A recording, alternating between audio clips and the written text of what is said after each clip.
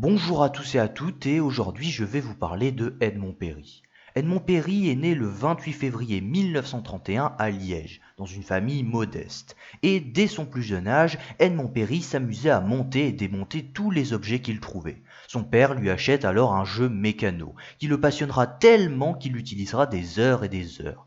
Mais très rapidement, il devra lui aussi faire face à la Seconde Guerre mondiale. Une période très dure pour lui. Il devra se réfugier à Poitiers et il a même risqué sa vie lorsqu'il eut l'idée d'inscrire le signe V sur un mur en signe de résistance contre les Allemands. Malheureusement, des soldats allemands l'auront repéré et il passera un mauvais quart d'heure.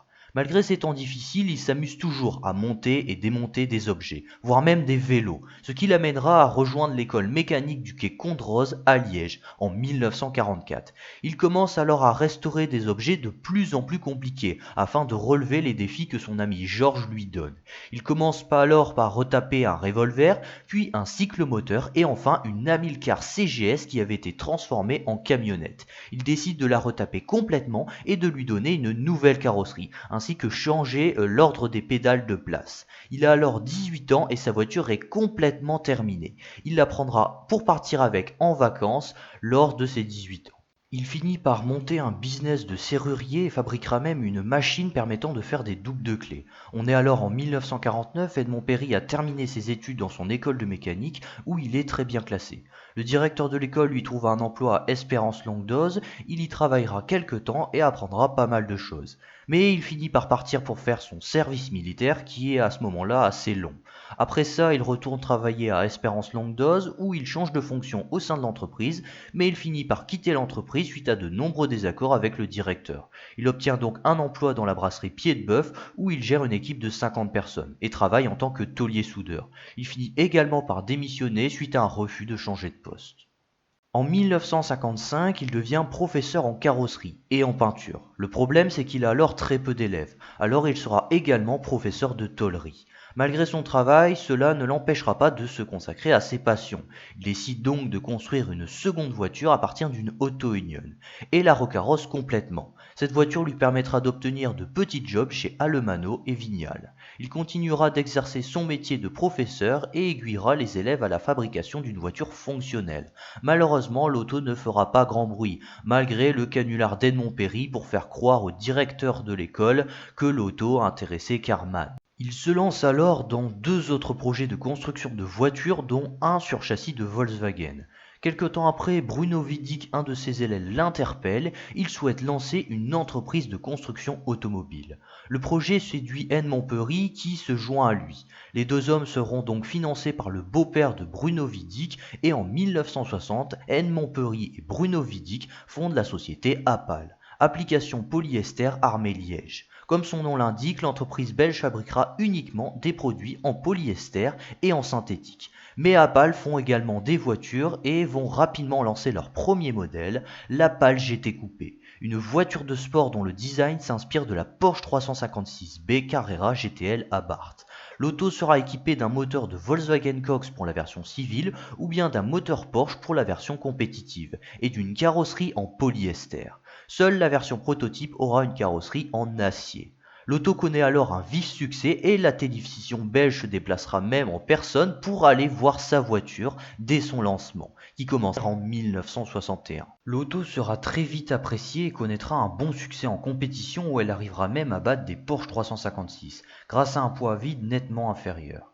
Si au départ Apal devront louer leurs ateliers aux forges Zeebrugge, peu de temps après Apal pourront s'offrir un atelier à Blény. Pendant ce temps-là, Edmond Péry fait acquisition d'une RS 500 de course, qui l'inspirera pas mal pour créer plusieurs voitures de compétition, et notamment l'Apal Formule V, une voiture de course avec un moteur de Volkswagen Cox, destinée à participer au Formule V, qui est une compétition américaine de monoplace avec moteur de coccinelle. Et lorsqu'Edmond Péry regarda une de ces courses lors d'un voyage aux États-Unis, il décidera de lancer un modèle similaire pour Apal. Ces monoplaces connaîtront de bons succès en compétition grâce à leur moteur qui sera boosté à 60 puis à 90 chevaux. En 1965, l'Apal GT Coupé disparaît de la gamme après 150 exemplaires produits. 2 ans plus tard, l'Apal Formule V quitte également la gamme après 375 exemplaires vendus.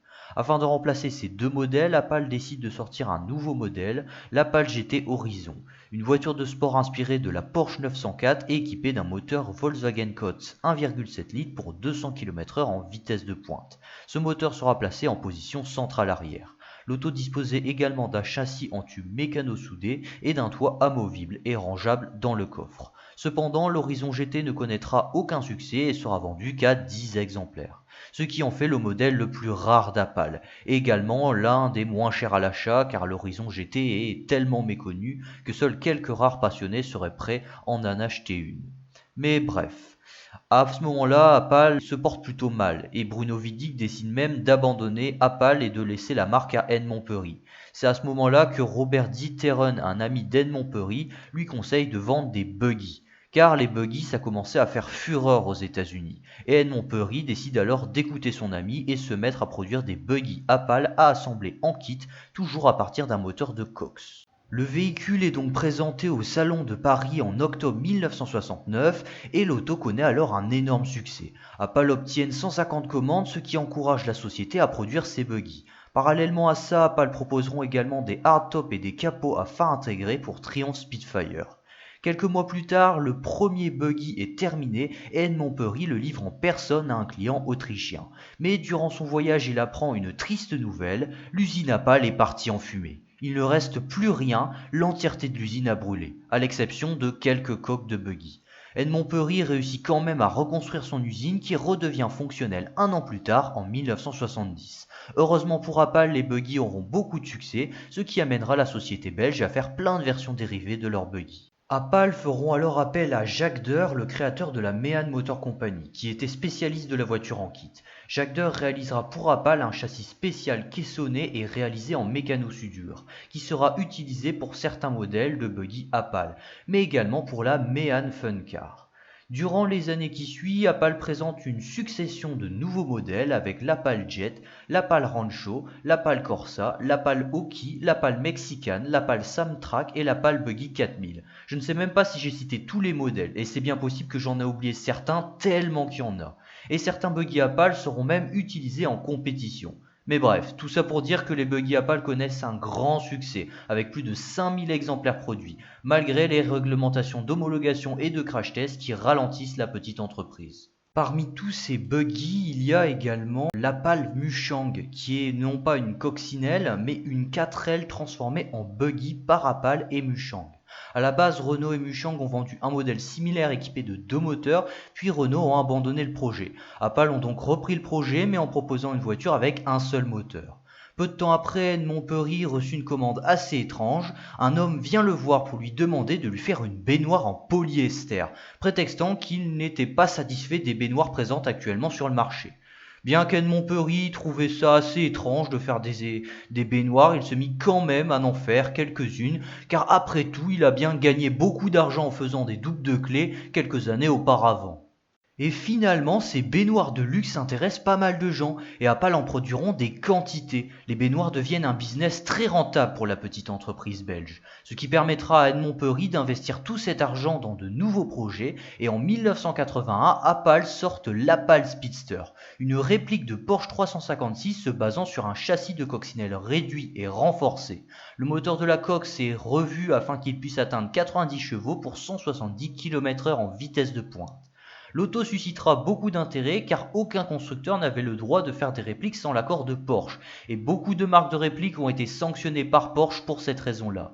Ferry Porsche viendra donc rencontrer Edmond Pery au salon de Francfort de 1984 pour lui donner son avis. Ferry Porsche apprécie beaucoup l'auto et veut bien donner une licence à Opel, à condition que l'entreprise belge n'appose pas le logo Porsche sur la voiture. L'Opel Speedster se vendra surtout en Belgique, en Allemagne, en France et en Angleterre, mais également au Japon. Parallèlement à l'Opel Speedster, Edmond Pery rencontre John Denlorean, qui le met en contact avec un concessionnaire américain travaillant pour Mercedes-Benz. Ce concessionnaire souhaiterait élaborer une voiture de sport à partir d'une Mercedes 190 W201. L'auto sera donc tout d'abord designée par Charles van den Bosch, puis Opel réaliseront les premiers prototypes. La carrosserie en Kevlar est fixée sur le châssis à l'aide de tubes boulonnés et de la tôle zinguée. Les deux autos seront équipées d'un moteur 6 cylindres 2 litres de 122 chevaux pour 205 km/h en vitesse de pointe et d'une boîte 5 rapports provenant de la Mercedes 190, ainsi que des vitres électriques. La partie intérieure, elle, sera réalisée par Duchâtelet, une société belge spécialisée dans la modification de Mercedes pour des clients fortunés. Ces deux autos disposeront également d'un hardtop en aluminium, permettant de transformer la voiture en cabriolet juste en enlevant le toit. Les voitures seront nommées Apal Francorchamps en référence au circuit Spa-Francorchamps, où elles seront présentées en 1984 durant le prix de Formule 1, puis au salon de Francfort la même année. Apal finiront alors par construire et homologuer les deux premiers modèles et à en construire un troisième qui sera destiné au crash test. Le but étant de produire l'auto pour une clientèle riche et provenant des États-Unis. Malheureusement pour Apal, les États-Unis subissent une décote de 30% sur le dollar et puis le prix affiché à 1 800 000 francs était bien trop élevé. Peu de gens souhaitaient acheter une voiture aussi chère. Le projet est donc définitivement abandonné faute de commandes. On est alors à la fin des années 80 et Edmond Petit ne croit plus dans un avenir dans l'automobile. Il l'affirme d'ailleurs lui-même en interview. La partie automobile, pour moi, je pense que c'est la fin. Indépendamment des recréations en Ferrari ou voitures de sport d'époque, je ne vois pas très bien comment on pourrait remettre une nouvelle fabrication avec les législations actuelles. Le business d'Apal se base alors sur l'Apal Speedster, les restaurations de Maserati et de Ferrari de collection, ainsi que sur les baignoires de luxe. Pourtant, en 1992, Apal sort un tout nouveau modèle, l'Apal Sport One, une voiture vendue en kit permettant à un propriétaire de Pontiac Fiero d'avoir une voiture ayant le look d'une Ferrari F40. En 1994, la production de la Speedster est terminée après 700 exemplaires produits. Et la licence des répliques de Porsche 356 sera revendue à Peugeot. Les dernières pièces de carrosserie seront-elles rachetées par une entreprise allemande qui continuera à vendre des Apal Speedster jusqu'en 2006. Pendant ce temps-là, Edmond Petit continuera de vendre quelques Apal Sport One avant d'arrêter définitivement la production d'automobiles en 1998. Seul le service après-vente subsistera. Apal continueront juste de produire des baignoires de luxe et de reconstruire et de restaurer des voitures de collection pour des clients. Mais en 2008, Edmond Petit est obligé de fermer son entreprise qui n'est alors plus du tout rentable. Durant sa retraite, Edmond Petit continuera à participer à des courses en tant que pilote et viendra régulièrement au Bug Show, un rassemblement de Volkswagen Cox et de voitures dérivées de la Cox. Les années passent et Edmond Petit sera de plus en plus diminué avec le temps.